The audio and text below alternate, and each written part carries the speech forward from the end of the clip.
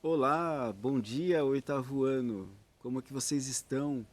Eu espero que vocês estejam bem. Tô com muita saudade de vocês, viu? Nossa, saudade da nossa escola, saudade do contato em sala de aula. Poxa vida, fico aqui pensando naquela sala em círculo, né? Como a gente fazia. Poxa, saudade mesmo, viu? Bom, eu espero que vocês estejam bem, espero que vocês estejam se cuidando, viu, gente? Esse negócio aí de flexibilização, tá tudo muito, acho, todo mundo achando que tem que ir pro shopping, etc e tal, mas eu quero dizer que a gente ainda continua enfrentando uma pandemia e essa pandemia está matando muitas pessoas todos os dias no Brasil. Então eu espero que você tenha consciência disso e se cuide quando você sair de casa. Então não se esqueça de lavar as mãos com regularidade, né? Lavar as mãos várias vezes ao dia e também não esqueça de sair, se você tiver que sair, saia de máscara. E como quer que para a nossa segurança a gente continue nesse isolamento, é importante que a gente continue nossas aulas por aqui. E você, meu querido aluno, minha querida aluna, você, é preciso que você faça as atividades, viu? Essa semana eu senti falta de muitas pessoas que no bimestre passado estavam entregando as atividades e que essa semana nem me deu um oi lá, nem falou comigo, nem mandou as atividades para mim. Então é importante que você, meu aluno, minha aluna, assista às aulas que estão sendo gravadas aqui, falar para você dar um trabalhão fazer isso, viu? Nossa, mas vamos lá, a gente vai fazendo, até o momento que der também. Bom, e é importante que você faça as atividades propostas pelos alunos. Então, se você ainda não entregou minha atividade da semana passada, olha, entrega, vai. Eu vou aceitar, tá bom? Essa semana já vai ter outra atividade. Então, para não acumular muitas atividades, é importante que você vá fazendo todas as atividades da semana, tá bom? Então, você que ainda não entregou, vamos lá, corre, dá tempo ainda. Bom, gente, semana passada falamos da Revolução Francesa. Os alunos que fizeram as atividades puderam aprofundar os seus estudos a respeito desse processo que demorou 10 anos, de 1789 a 1799. Então, esse processo revolucionário ele acabou no 18 de Brumário.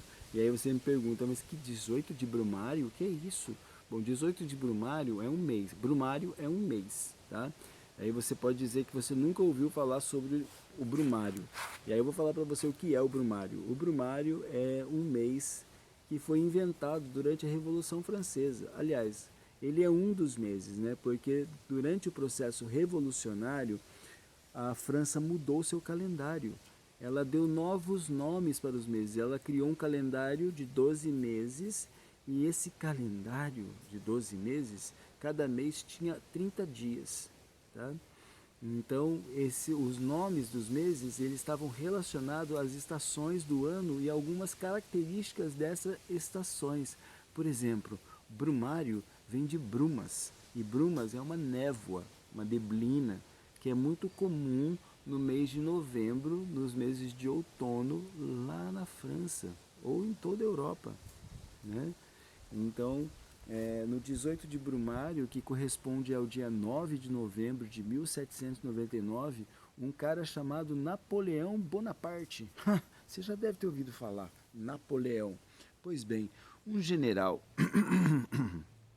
desculpa, um general francês, né, um general do exército francês, ele foi então levado, foi alçado ao poder na França, encerrando assim o processo revolucionário e começando aquele que ficou conhecido como o governo napoleônico, ou período de Napoleão, período napoleônico, que vai durar aí na França aí mais de 10 anos, né, com Napoleão no poder, tá certo? 15 anos Napoleão vai ficar no poder. Então, nós começamos a aula de hoje falando um pouquinho do final da Revolução Francesa e o início do governo de Napoleão. Então, como eu já disse, Napoleão era um general do exército francês. Vou colocar aqui para você ver a foto do Napoleão. Aqui está a foto do Napoleão, né? Algumas representações. Essa aqui, ó, essa foto aqui é a mais simbólica dele, né? Olha que cara aí, que imponente essa foto. Cavalo empinando, ele com uma roupa aí de militar, esse chapéu, tudo isso fez parte da construção desse personagem, que era visto como um personagem, um mito, né? Que iria resolver todos os problemas da França. Então, no período do Diretório, que foi a última fase da Revolução Francesa, que começou em 1795, o governo do Diretório não conseguiu trazer soluções satisfatórias para os problemas econômicos da França. Então a França vivia numa instabilidade econômica muito grande, onde a moeda francesa tinha uma grande desvalorização, onde a maior parte da população francesa vivia empobrecida, né?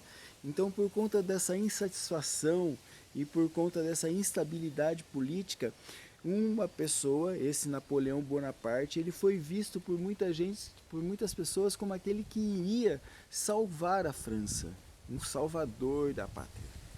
E quem era Napoleão? Um general, já falei. Bom, mas o general, e aí? O que esse general fez? Bom, Napoleão, ele era um grande estrategista. E ele vinha de um histórico de batalhas assim que... de batalhas vitoriosas sobre outros exércitos. Então Napoleão, ele era visto como uma pessoa assim muito sagaz, muito inteligente, e ele então por isso ele foi visto como aquele que iria tirar a França desse buraco revolucionário que já demorava 10 anos. Você imagina que um processo revolucionário, né, quanto sangue, quanta violência, a gente viu na outra aula, na aula passada, né, o que foram, o número de execuções, né, de pessoas que foram guilhotinadas, de pessoas que foram executadas por conta desse processo revolucionário.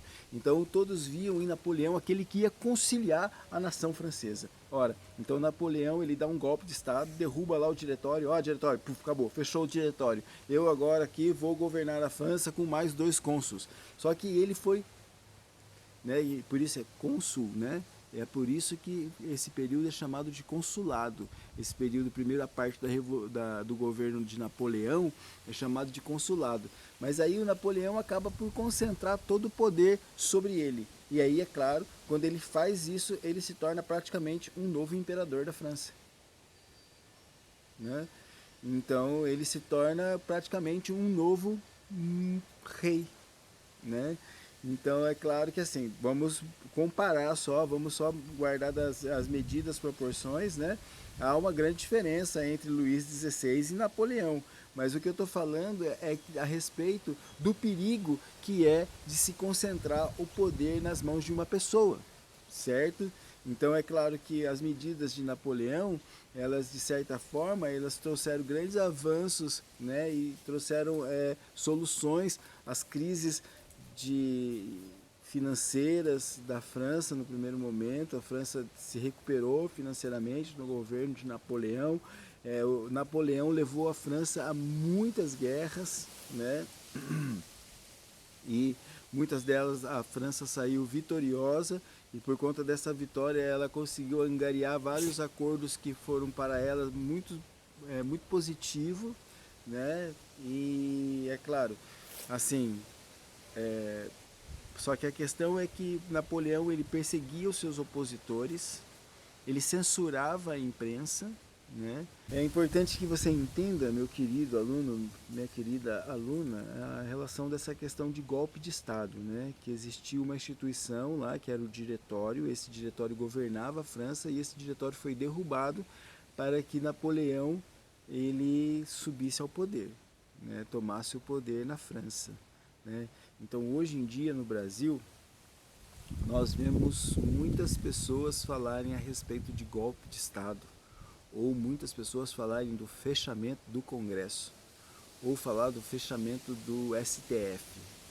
Meu aluno, minha aluna, olha, talvez não dê tempo da gente falar com muita clareza o que significa isso aqui nessa aula. Eu gostaria de ficar aqui falando horas sobre isso aqui, para que o brasileiro, né, não só para você, mas falar isso para muitas pessoas, que é um grande mal pensar em se fechar o Congresso Nacional ou se fechar o STF. Eu não concordo com grande parte das pessoas que são deputados ou senadores que estão no Congresso Nacional. Eu não concordo com muitas das ideias e muito do que defende esses deputados, mas eu entendo que essa instituição ela deve existir e que, assim, é claro, e quem coloca essas pessoas lá, né, quem dá o direito da pessoa ser um deputado ou um senador é o próprio povo que elege essas pessoas. E também, assim, eu não concordo com muitas das decisões do Supremo Tribunal Federal, mas eu entendo que é uma instituição que deve funcionar e que o poder não deve estar concentrado na mão de uma pessoa. Imagina, tudo que a gente está vendo em relação a essa pandemia, sobre o enfrentamento do governo federal em relação à pandemia, você imagina se o Bolsonaro pudesse fazer tudo que ele quisesse? Meu Deus do céu. Eu tenho medo, claro que assim, né, enquanto professor de história e também cidadão dessa pátria brasileira, eu tenho medo, né, que é claro que alguns setores das Forças Armadas apoiem um golpe que leve ao fechamento do Supremo Tribunal Federal ou do Congresso Nacional e que dê amplos poderes a essa pessoa que hoje ocupa a presidência do Brasil. É meu direito vê-lo, né, como um péssimo governante, né? Esse é um direito meu, né, da minha leitura política que eu faço a respeito, né, das decisões que são tomadas por esse governo, pelos pronunciamentos que esse governo faz, tudo me leva a crer que é um péssimo governo. Talvez no futuro nós vamos ver nos livros de história o exemplo de um governo que é, tentou acabar com a democracia brasileira, né? A nossa frágil democracia. Então eu quero dizer para você, meu querido, assim, que se você tem algum tipo de pensamento de fechamento de Congresso ou fechamento do Supremo Tribunal Federal, se você acha isso positivo, eu peço para que você venha falar comigo, né? A gente pode debater com tranquilidade esse tema e eu vou explicar para você a necessidade dessas instituições funcionarem para que o poder não seja concentrado nas mãos de uma pessoa. Você imagina que quando o poder está concentrado na mão de um grupo pequeno de pessoas, todas as pessoas que se opõem a essas pessoas são consideradas inimigas. E essas pessoas são perseguidas. Nos governos autoritários, as pessoas são mortas por conta por denunciar, né, os abusos do poder, certo? Então, assim, é, bom, se você tem, né, alguma dúvida a respeito disso, por que o Congresso ou o Supremo Tribunal Federal são instituições que devem ser mantidas abertas e quiser falar comigo sobre isso, eu estou à total disposição. Nossa aula hoje não é sobre isso, então a gente tem que se ater lá ao roteiro que foi já enviado para vocês e a gente vai falar um pouquinho, né, sobre como a Revolução Francesa ecoou no mundo, né? Ou seja, como é que o som da Revolução Francesa ecoou em outras partes do planeta. Então, é uma revolução que é tão importante, foi tão importante para a nossa modernidade, tanto é que na história tradicional é uma divisão, né? Acontece a divisão, o final da Idade Moderna, ela é justamente o ano de 1789, quando começa a história contemporânea. Então veja que é um processo revolucionário que mudou radicalmente as concepções a respeito da política e como se governa.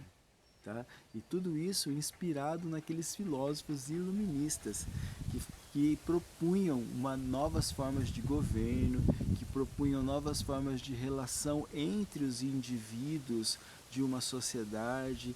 Enfim, olha, é um assunto muito bacana esse da Revolução Francesa, porque muito do que a gente vive ainda hoje, né? Por exemplo, como o nosso país é governado, ele é direta inspiração dos iluministas, né? Um cara chamado Montesquieu, que a gente viu lá na outra aula, né? Inclusive falamos um pouquinho dele.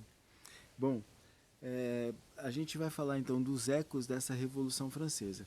Então, principalmente na América, né? Então a gente já viu assim que muitas rebeliões que aconteceram na América, que tornaram colônias espanholas independentes, aconteceram por inspiração da Revolução Francesa, né? Então, inspirados na Revolução Francesa, né, os chefes locais aqui de colônias da Espanha e também aqui no Brasil, que era colônia de Portugal, a gente vê na Inconfidência Mineira ou na Conjuração Baiana, né, exemplos de tentativas de rebelião que são inspiradas na Revolução Francesa.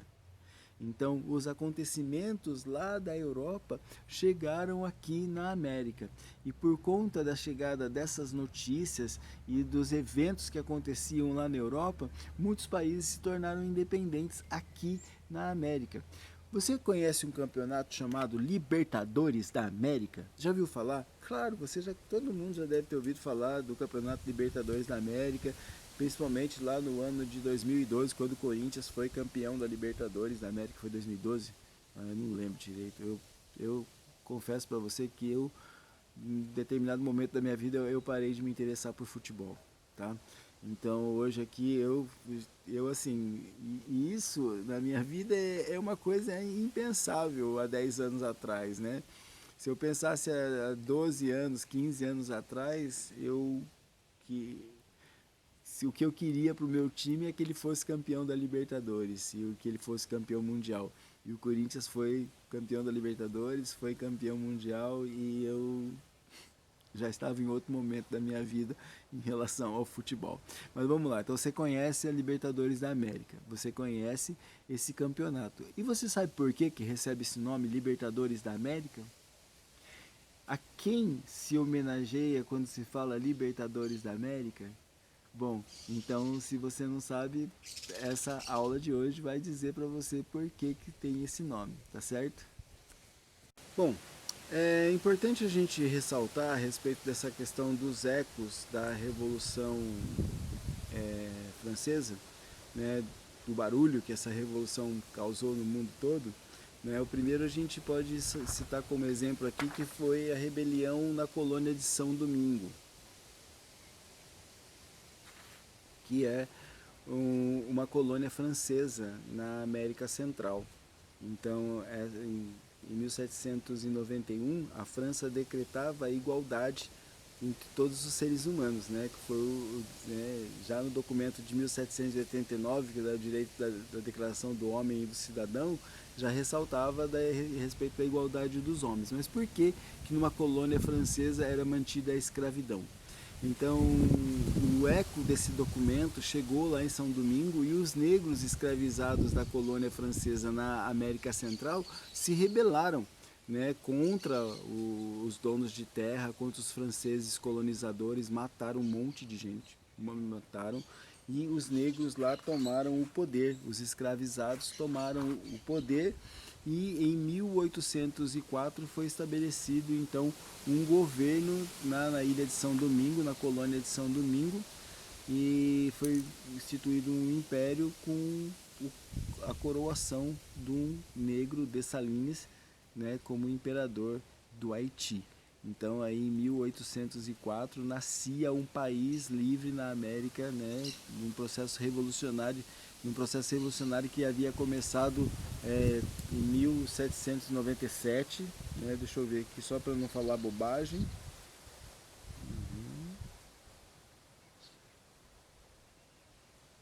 Exatamente.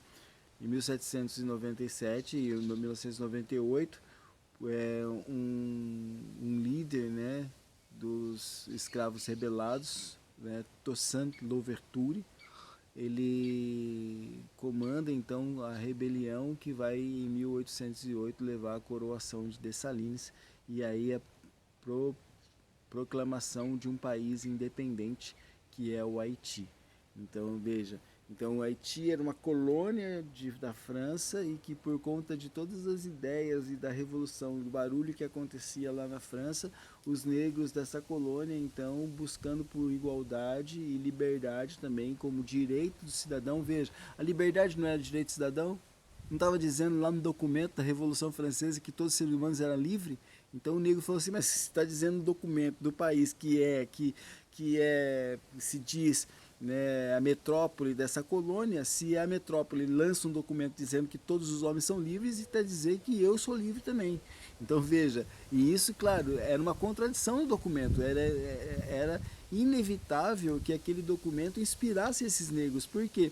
Porque o documento dizia que todos os seres humanos tinham direito à liberdade. Então por que havia escravos na colônia francesa? E esses escravos reivindicaram, né, o direito que estava lá escrito no próprio documento que a França havia assinado. Quem assinou foi, claro, as pessoas assinaram lá durante 1791, né, na Assembleia Constituinte, assinaram, né, a Declaração dos Direitos do Homem e do Cidadão, né, e como direito básico a liberdade, né?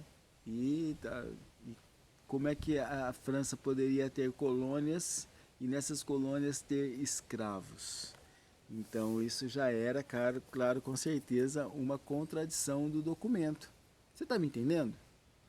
Né? Então se a França tem um documento que diz que as pessoas são livres e que as nações devem ser independentes, por que ela tinha uma colônia? E por que na colônia havia escravos? Então esse documento levou a essa rebelião. É claro lá que os donos de escravos lá de São Domingo tentaram, né, sufocar essa rebelião, o que foi para eles muito mal, porque o número de escravos era muito maior. E esses escravos rebelados, né, mataram realmente muitas pessoas e tomaram o poder. E expulsaram aqueles que eles não mataram. Falaram assim, agora todos os brancos vão embora daqui. E aí, gente, se você pegar hoje as notícias sobre o Haiti, elas são gravíssimas. Existe uma crise humanitária no Haiti que não se sabe desde quando, a gente pode dizer. A gente teve lá um terremoto que foi fortíssimo na escala Richter, foi muito elevado na escala Richter, e isso causou muitos problemas numa nação que já enfrentava problemas. E na verdade o Haiti enfrenta problemas desde a sua independência. Por quê? Porque todos os países vão virar as costas para o Haiti, como um sinal de que aquela rebelião era algo inaceitável. Imagina se os negros do Brasil resolvem fazer a mesma coisa. Imagina se os negros de outras colônias onde eles são escravizados resolvem se rebelar contra os seus senhores de escravos. Então era importante fazer com que o Haiti fracassasse, para que o fracasso do Haiti pudesse servir de exemplo para outras colônias, para outros negros, entendeu? Então ninguém queria fazer comércio com o Haiti. Quando o Haiti se torna independente, primeiro, nem poucos países vão reconhecer a independência do Haiti. E se reconhecem, não fazem comércio com o Haiti, não compram do Haiti, não vendem para o Haiti, para que essa revolução não seja bem sucedida, para que os negros que haviam feito essa revolução não sejam bem sucedidos e assim inspire outras revoluções em outras colônias onde se mantêm os escravos, como que era, por exemplo, o caso aqui no Brasil. Então, isso acontece lá no Haiti em 1804. No Brasil, os negros vão ficar escravos até 1888.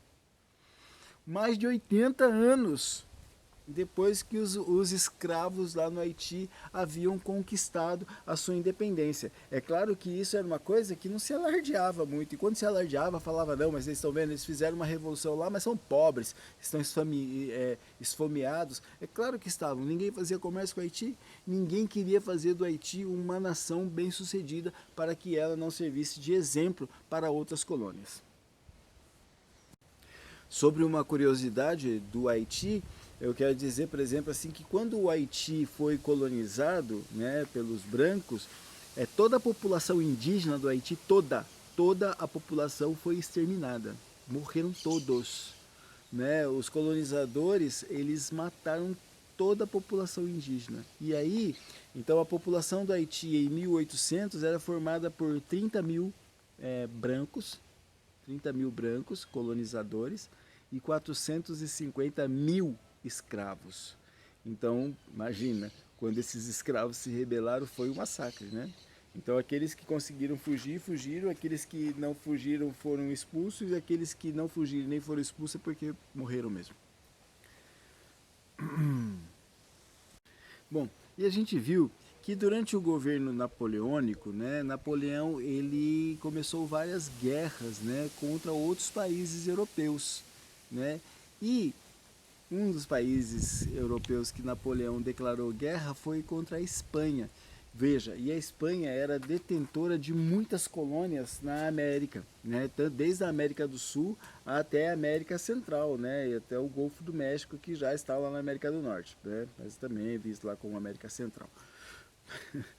Mas então, então toda essa porção de terra, desde o Golfo do México até a terra lá, a Terra do Fogo, lá na Patagônia, tudo isso pertencia à Espanha, exceto, claro, algumas regiões como o Brasil, que pertencia à coroa portuguesa, e outras localizações na América Central que eram de colonização inglesa, francesa, holandesa, enfim. Mas grande parte da América era espanhola, né? Então é por isso que o número de povos aqui na América que falam espanhol é muito grande, né? Desde aqui da Patagônia na Argentina, né, até o México lá, aí passando por Peru, Uruguai, Venezuela, Colômbia, Equador, todos esses países falam espanhol, porque eram colônia da Espanha, isso é claro, né? Bom, acontece que Napoleão, em 1808, invadiu a Espanha. E quando ele invade a Espanha, né, ele causa, né, um, um grande problema, né, para o governo espanhol, claro, por conta da invasão, por causa da guerra em si, mas por conta das colônias. Por quê? Porque essa invasão à França vai fazer com que nas colônias comecem os processos de independência.